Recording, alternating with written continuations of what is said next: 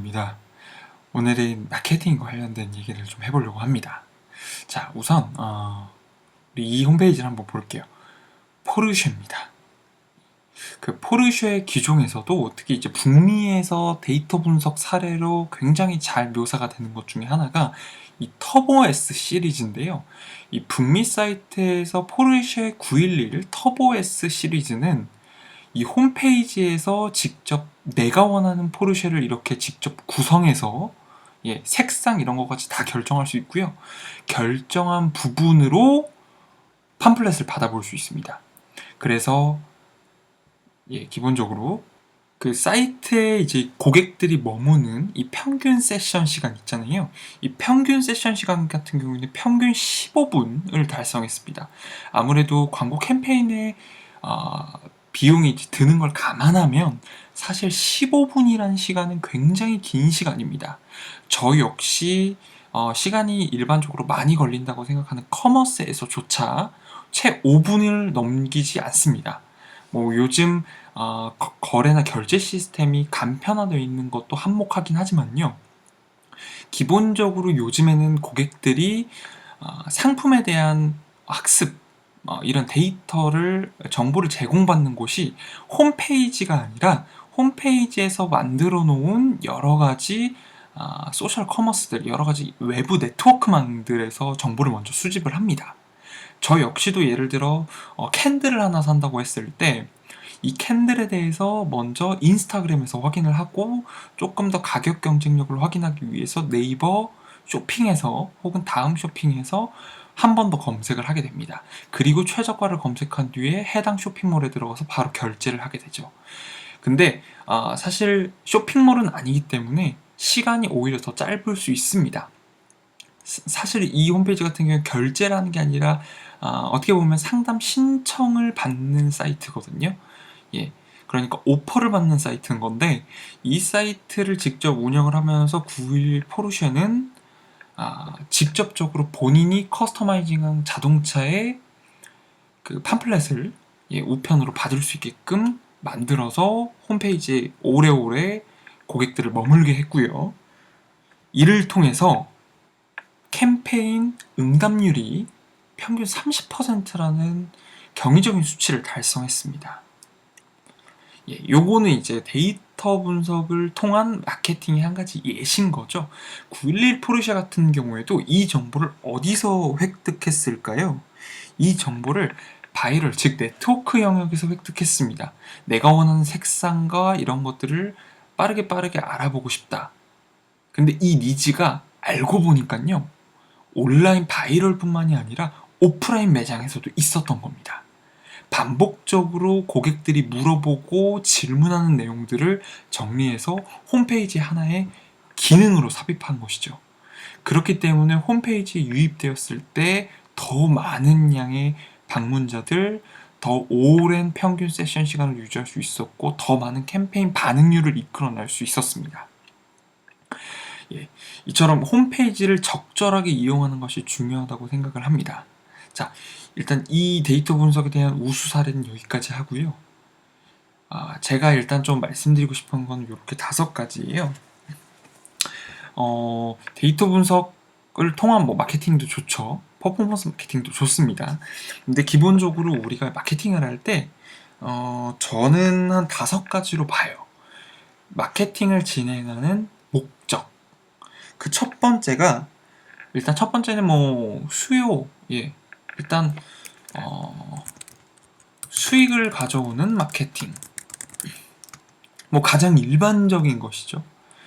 돈을 벌기 위해서 마케팅을 한다. 내 상품이 어떤 상품이니까 확인해 보세요. 라는 것보다는요. 내 상품을 당신이 필요할 것 같으니까 사보세요. 이겁니다. 그러니까 조금 더 목적지향적이죠. 이 목적지향적인 마케팅은 당연히 어떤 광고가 조금 더 맞을까요? 흔히 저도 제가 고객님들께 영업을 할 때 이런 말씀을 드려요. 검색 광고와 배너 광고의 가장 큰 차이는 뭘까요? 배너 광고는 제가 어떻게 제어할 수 없는 영역입니다. 제가 오늘 서울에서 홍수가 났습니다라는 기사를 보러 한 언론사에 들어갔어요. 근데 거기에 제 나이대가 좋아할 만한 뭐 자동차 광고가 떴습니다. 그러면 저는 그 광고를 당연히 볼 수 있겠지만 제가 관심이 있으면 클릭하겠죠. 근데 관심이 없으면 클릭을 하지 않겠죠. 이거는 어디까지나 수동적으로 이루어지는 겁니다. 제가 자동차를 좋아할지 핸드폰을 좋아할지 노트북을 좋아할지 뭘 좋아할지는 모르는데 그냥 뿌려주는 겁니다. 반대로요, 검색 광고 같은 경우에는요, 뿌려주는 게 아니라 제가 직접 찾아가는 겁니다. 제가 직접 찾아간다는 건 뭘 의미할까요? 결제가 이뤄질 확률이 배너 광고보다 높다는 겁니다. 그래서 흔히 검색 광고와 배너 광고를 비교할 때 검색 광고가 조금 더 클릭률이 높고 금액이 비싸다고 하잖아요. 배너 광고는 클릭률이 낮고 가격이 저렴하기 때문에 CPC로 하는 경우도 있지만 대부분은 CPM, 1000번당 결제하겠다 라는 방식으로 1000번 노출해 줄 테니까 1000번 노출이 완료되면 내가 광고 수입을 가져가겠다 라는 목적으로, 라는 방식으로 광고 매체들이 운용을 하고 있어요. 요런 차이가 있는 겁니다. 그래서 수익을 가져오는 마케팅이 있죠. 자, 요런 거는 이제 검색 광고 뭐 요런 것들이 있겠죠. 자, 그리고 이제 반대입니다. 브랜드 마케팅. 요거는 뭐냐면요, 기본적으로 이제 매출액이 좀 받쳐주는 회사들이 기본적으로 하는 거죠. 그러니까 한마디로 말하면 자기 상품성에 대한 우수성 이런 것들을 명확하게 알고 있지 않고 뭐 당장 예를 들어 뭐 B2B 업체처럼 사입해서 판매하는 쇼핑몰들 있잖아요. 이런 데는 브랜드 마케팅을 하면 죽습니다. 왜냐면 한마디로 요거는 우리가 뭐 이렇게 잡사이트 같은데 이력서를 올렸다고 생각할게요. 예를 들어서 제가 손서정제와 비말 차단용 마스크를 판매하고 있어요. 근데 지금 그거는 대중적으로 많이 지금 필요한 시기잖아요. 시기가 그렇다 보니까 많이 판매가 됩니다. 근데 예를 들어 판매가 많이 이렇게 없는 시기에 제가 그냥 단순히 마스크 광고만 배너 광고로 뿌립니다. 그러면 제 장점이 뭘까요? 없겠죠. 제 장점이 부각되지가 않습니다. 예를 들어서 제가 마스크를 하나 홍보를 하는데 이 마스크에 막 디즈니랑 제휴를 맺어가지고 미키마우스 한정판 마스크를 판매한다. 이러면 판매도 판매지만요. 이런 되게 이렇게 캐릭터성이 짙은 이런 컨텐츠들이랑 매핑되는 여러 가지 상품들, 굉장히 아기자기하고 예쁜 상품들을 많이 판매하는구나로 인식이 됩니다, 우리가. 그렇기 때문에 브랜드 마케팅은 내가 명확하게 뭔가를 알릴 때 그보다도 더 앞서서 내 강점이 분명하게 딱 세워졌을 때 브랜드 마케팅을 합니다. 그래서 이걸 가장 쉽게 알 수 있는 방법이 잡사이트예요. 잡사이트에 들어가 보시면 브랜드 마케터를 구합니다, 광고 관리자를 구합니다 라는 두 가지로 나눈 이런 제가 갑자기 단어가 생각이 안 나는데 이런 공고가 있습니다. 예를 들어 브랜드 마케팅에 대한 공고는요, 일반적으로 그 기업 디스크립션을 딱 보면, 잡 디스크립션하고 같이 딱 보면 이미 어느 정도 규모가 있거나 무언가 자체적으로 연구개발을 통해서 R&D를 통해서 뭔가 새롭게 완벽하게 뭔가를 만든 상품이 분명하게 있는 기업입니다. 그리고 그게 아닌 기업은요, 대부분 브랜드 마케팅보다는 광고 관리의 측면에 맞춰서 직원을 뽑습니다. 그래서 요거는 이제 그런 차이가 있고요. 뭐 특히 이제 광고로 또 나눠보면 요거는 약간 좀 이제 검색 광고보다는 그 밖에 이제 검색 외에 멀티미디어 광고겠죠. 뭐 유튜브 광고도 여기 포함되고요. 그 다음에 이제 세 번째 같은 경우에는 고객 관리 마케팅. 전 요렇게 좀 부르고 싶은데요. 이런 거는 사실 이제 내부 DB가 좀 있어야 됩니다. DB랑 광고가 섞여야 되는 거죠. 일단 이 고객 관리 측면은 어떤 느낌이냐면 조금 더 우리 고객들을 우리 홈페이지, 우리 비즈니스 홈페이지를 이미 알고 우리가 어떤 상품을 판매하는지도 알고 우리가 어떤 광고를 하는지도 충분히 아는 사람들입니다. 그러니까 즉 우리 비즈니스가 인식이 된 사람들이에요. 이 사람들에게 중요한 건 반복적으로 들어와서 충성 고객을 만들게끔 하는 겁니다. 즉 이 두 가지는요, 사실상 우리 홈페이지나 내가 뭘 판매하고 있는지를 모르는 사람들인데, 여기는 내가 어떤 마스크를 판매하고 있는지를 알고 있거나 혹은 구매했던 사람들입니다. 그래서 이 사람들한테는 대체적으로 뭐 우리 흔히 이런 말도 많이 들어보셨죠. 뭐 메일링, 그 다음에 뭐 SMS, 그 다음에 뭐 카카오, 풀친 뭐 이런 것들, 그러니까 요런 것들 같은 경우에는 일단 기본적으로 고객 DB가 많아야 되고요. 고객 DB가 많은 상태에서, 전제 조건이 고객 DB가 많은 상태에서 내가 이 고객들한테 원하는 것들을 정확하게 세그먼팅해서 나눠줘야 됩니다. 세그먼팅해서 나눠줘야 되는 거예요. 그러니까 여기서부터는 이제 직접적인 데이터 분석이 필요한 거죠. 즉 우리 고객 중에서 예를 들어 고객 성향을 이렇게 분류를 하는 거예요. 간단한 예시로. 저도 이제 옛날에 간단한 쇼핑몰을 운영을 했었는데 보면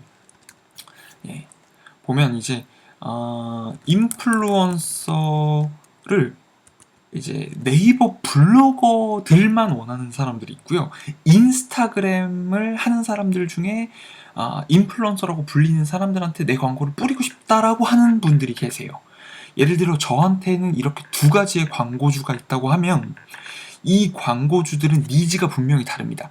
한쪽은 내가 저렴한 값에 네이버 블로그에 무조건 올릴 거다. 그리고 상위 노출을 하고 싶다. 이건 거고요. 그러니까 이쪽은 네이버 쪽은 가격이 문제가 아니라 상위 노출 되냐 안 되냐가 중요한 거예요.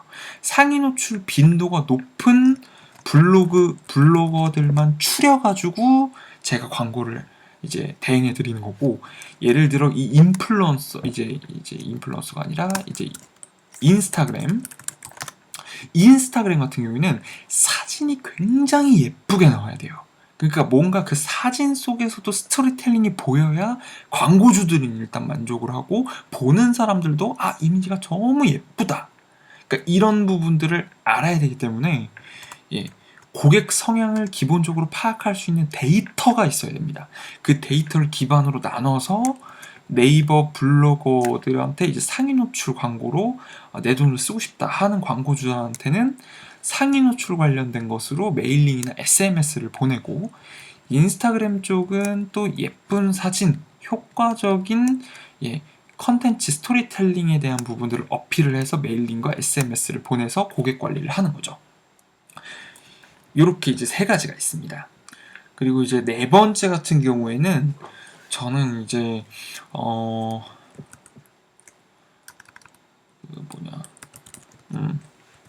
파이 관리 마케팅. 이게 조금 다른 부분에서는 뭐 시장 마케팅 뭐 이렇게도 불리고, 저는 파이 관리라고는 하는데 이게 어떤 느낌이냐면 뭐랄까요? 일단 상품 자체가 많이 판매가 되지 않고 잘 몰라요. 예를 들어 캔들 같은 경우에 이미 많은 분들이 알고 또 구매처도 많이 알고 계시죠. 근데 캔들 자체가 만약에 최근에 들어왔다고 해볼게요. 그러면 이 캔들에 대해서 제가 이제 판매자들을 많이 넓혀야 되잖아요. 그렇기 때문에 소셜미디어, 즉 이제 외부 매체를 통해서 이 캔들이라는 게 있고요. 이 캔들이라는 건 기본적으로 쓰던 향초 이런 것들과는 어떤 차이가 있으니 굉장히 좋은 신문물입니다. 이런 긍정적인 자료들을 뭐 외부 매체, 그러니까 주로 이제 소셜 미디어가 되겠죠. 소셜 미디어, 뭐 이제 뉴스 이런 건 잘 안 할 것 같은데 소셜 미디어 쪽에 좀 자주 활용을 할 것 같아요. 예를 들어 캔들이라고 하면 캔들은 대체적으로 20, 30대 남성보다는 아주 일반적으로 봤을 때 20, 30대 여성이 살 가능성이 많잖아요.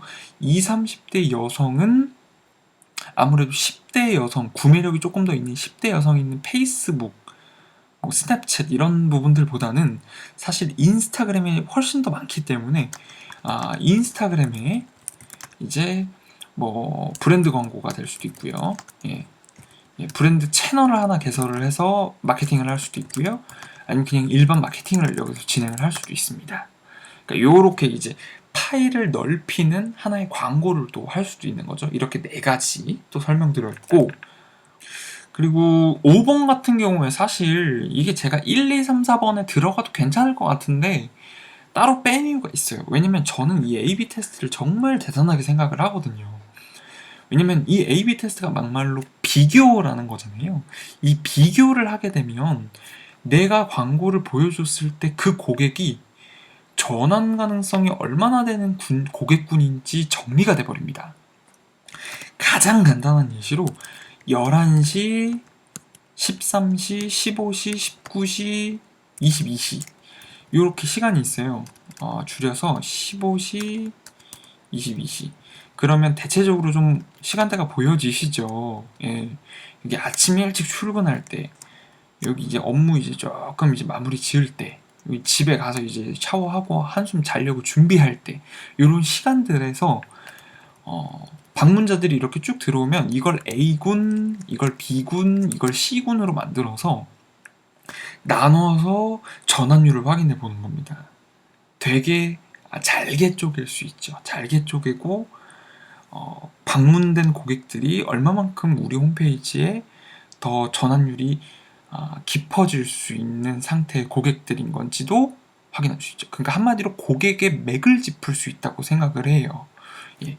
아무래도 캔들을 구매한다 그러면 요 업무 시간에 이제 홈페이지에 들어온 고객보다는 늦은 시간에 방문한 고객들이 조금 더 가능성이 높겠죠. 그래서 이렇게 5가지로 마케팅 구성을 제가 한번 짜봤고요. 마케팅의 종류를 제가 한번 짜봤습니다.